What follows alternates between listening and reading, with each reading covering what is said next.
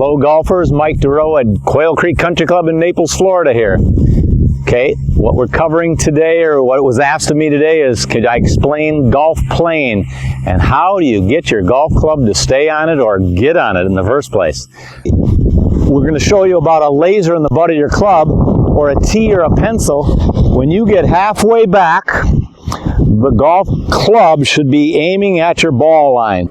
Alright, so the camera is picking up a red laser beam on my golf ball right now, which means my shaft is on plane. It's obvious it's on plane because that's where the laser is pointing.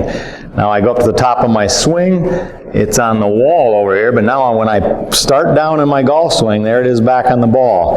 So the important thing in golf is that it's on plane there, then I hit a ball, and then it goes back onto on plane there. You can see it there. So my release would take that. On the way back, it's going to pass, and if it passes anywhere in here, that's very good on plane. There it's off plane. If it's at my feet, there are a lot of players that would say that wouldn't be such a bad thing. More vertical on the backswing, and then it shallows out and it's on plane than the downswing. So we want to get the shaft on plane, and we're going to talk today about how we can get that laser to go through the golf ball, release, and be back through the golf ball like they just saw that laser.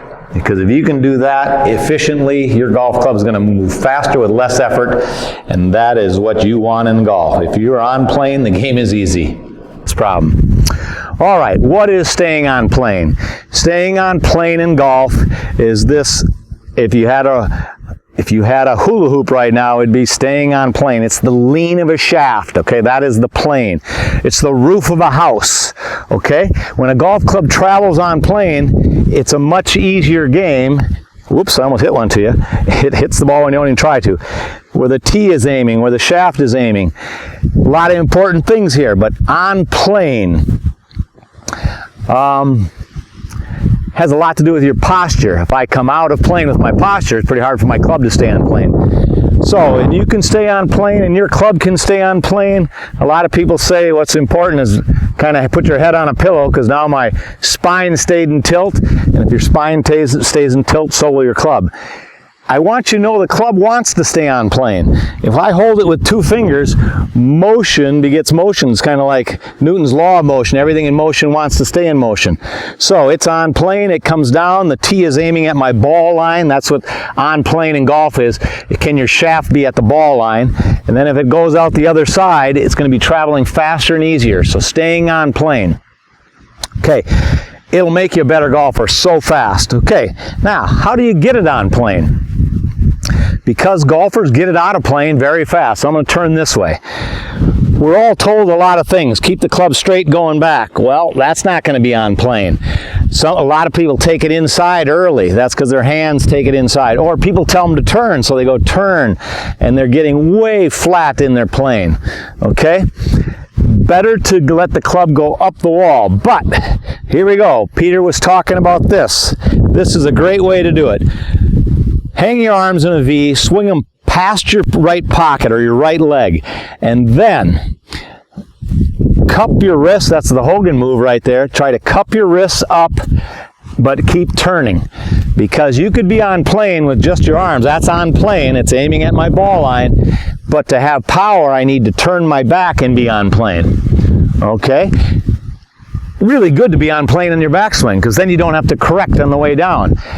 If there was anything to do, it's better to be more vertical on the backswing, because a vertical club, as you start down, will shallow, so that's called a two-plane swing if you have that. So better to be a little more vertical on the backswing, and then it shallows on the downswing. Most videos will show the best players in the world, that club will shallow down onto their forearm on the downswing right there. It'll shallow out. That's powerful. It's loading, it's lagging, that's all good. Okay, if you ever go the other way, if it's flat, then on the way down, your club will have to stand up, and once it's standing up, you're losing wrist power, and you're apt to come over the top, and you've lost all your power. You'll chunk it. You won't like it. Okay, so the one plane swingers, Brandel DeChambeau, there he is. Okay, so he wants the club to go up and come down on plane, up and come down on the same plane. It's a wonderful thing. If it does that, it'll also go out on plane, which is another good thing. And your wrists will be really good. Now, how do you transition from your backswing? Let's say I'm good. My tee is aiming right at the camera there. How do I get it to go on plane? Well, good players, you've probably heard, drop it on plane, let it fall on plane, pull down on plane. Those are all good ones. And so one of them has to work for you. Let's say I turn good. Now start your left leg and left hip a little bit, Hogan-esque, and the hands will drop.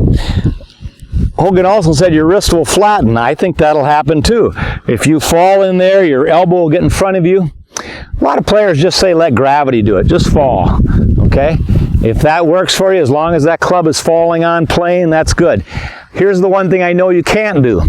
You can't have twisted your body so much that your first move is an untwist of your upper torso. Because if it looks like this, upper, that club is going to do this. So if you twist and your upper makes the first move, your club is going to come above plane, and then no matter what you do, it's not going to feel good or load power.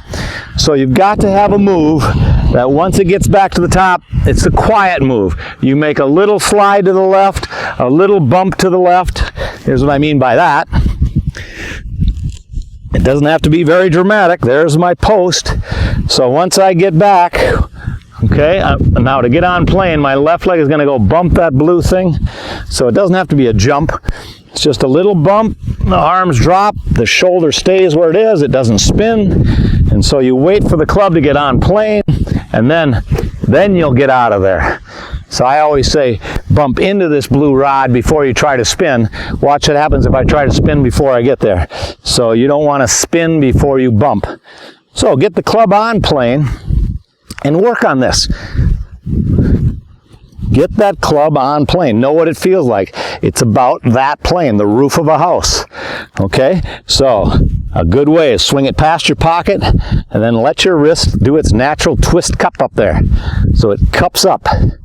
Okay, and if on a full swing on a driver, it should feel like you're putting it on a shelf. What do they mean by that? Like a gun rack right there behind my head. So let's see how close I can come to that gun rack. So I swing it back. Is that pretty good gun rack up there? I don't know, because you can't. The one thing about golf is you can't see your own swing.